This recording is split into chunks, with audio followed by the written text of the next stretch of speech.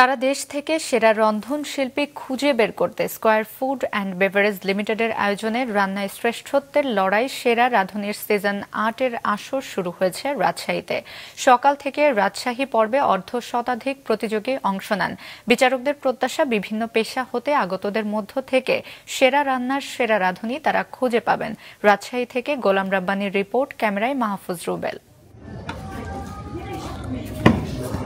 সেরা রাঁধুনি হতে রাজশাহীর শিল্পকলা একাডেমিতে সকাল ৯টার পর থেকে প্রতিযোগীরা আসতে শুরু করেন। বেলা বাড়ার সাথে সাথে প্রতিযোগীদের এই লাইন লম্বা হতে থাকে। আর প্রতিযোগিতায় অংশগ্রহণকারীদের প্রত্যাশা, এমন অনুষ্ঠানের মাধ্যমে নিজেদের রন্ধন প্রতিভা তারা বিকশিত করতে পারবেন। ছোটকালের থেকে আমার আর কি রান্নার প্রতি অন্যরকম একটা ভালোবাসা। রান্না করতে আমার খারাপ লাগে না, ভালো লাগে। এবার আমার রেসিপিটা হলো একটা টার্কিশ রেসিপি। এটা একটু ফিউশন করা আছে আর কি। টার্কিশ রেসিপিটাকে আমি একটু বেঙ্গলিতে আর কি করার চেষ্টা করেছি। দেখি জাজরা কি বলে টেস্ট করে। আমি 2022-তে আবার ট্রাই করতাম, বাট ওই টাইমও আমি প্রিপেয়ার ছিলাম না। এবার আমি প্রিপেয়ার হয়ে এসেছি ইনশাল্লাহ। গত বছরে ওয়েটিংয়ে ছিলাম, তো সেই আশাতেই আসছি যে এবার আরেকটু ফিউশন ভালো কিছু করে নিয়ে যদি সিলেক্ট হই, সেটার জন্যই আসা। বিচারকরা জানান, রাজশাহীর প্রতিযোগীদের বেশিরভাগই তরুণ, তবে ঐতিহ্যবাহী খাবার ও বেকারি আইটেম প্রস্তুতের ক্ষেত্রে রাজশাহীর প্রতিযোগীরা বেশি আগ্রহী। রাজশাহীর বর্তমানে যেটা গ্রোথ হয়েছে সেটা হলো মহিলারা মানে একত্র হয়ে, তারা একসাথে হয়ে হোমমেড ফুড বলে একটা তাদের সংস্থা আছে, এবং অনেক নারীরা একসাথে হয়ে বড় বড় সব ক্যাটারিংগুলো করছে। এই ক্যাটারিংগুলো তারা এত ভালোবাসা, মায়া, মমতা দিয়ে করছে, যেমন সেই ক্ষেত্রে আমি বলবো যে অনেক রেস্টুরেন্ট হুমকির মুখে পড়ে গেছে তাদের কাজের কাছে।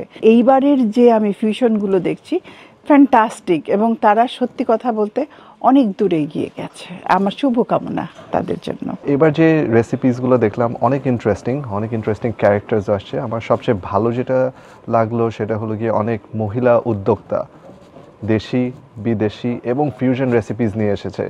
সো তাদেরটা জাজ করে, তাদেরটা ফুড সেন্স, তাদের ব্যবসায়িক সেন্স সব কিছু মিলে আই থিঙ্ক ওভারঅল রাজশাহীর এবারের কন্টেস্টেন্টরা অনেক ভালো, অনেক মডার্ন অ্যান্ড অনেক কোয়ালিটি। এদিকে সকাল থেকে অডিশন রাউন্ডে প্রাথমিকভাবে যারা নির্বাচিত হয়েছেন তাদের সকলের প্রত্যাশা ঢাকা রাউন্ডে যাবার। তবে সেরাদের সেরা হবার লড়াইয়ে সৃজনশীল খাবার আর নান্দনিক উপস্থাপনা শৈলী অনেক বড় দিক বলে মনে করেন নির্বাচিতরা। আমাদের গ্রুপের নাম হোমমেড ফুড সোসাইটি।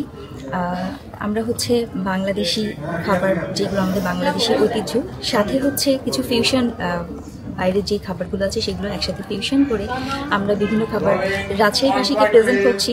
আমাদের এই গুণটাকে আমরা একমাত্র সেরা রাঁধুনির মাধ্যমেই আমরা শুধুমাত্র নিজেদের জেলার মধ্যে সীমিত না রেখে আমরা পুরো বাংলাদেশের ছড়িয়ে দিতে পারি। তো যার জন্য সেরা রাঁধুনি অনেক বড় একটা প্ল্যাটফর্ম, অনেক সুযোগ করে দিয়েছে আমাদেরকে। এরকম আরও যদি প্রোগ্রাম হয়, এরকম আরও প্ল্যাটফর্ম যদি তৈরি হয় বাংলাদেশে, তাহলে অনেক ভালো হবে আমাদের জন্য। পরবর্তী অডিশন চট্টগ্রামে আগামী 29 ও 30 ডিসেম্বর। গোলাম রাব্বানী, মাছরাঙা সংবাদ, রাজশাহী।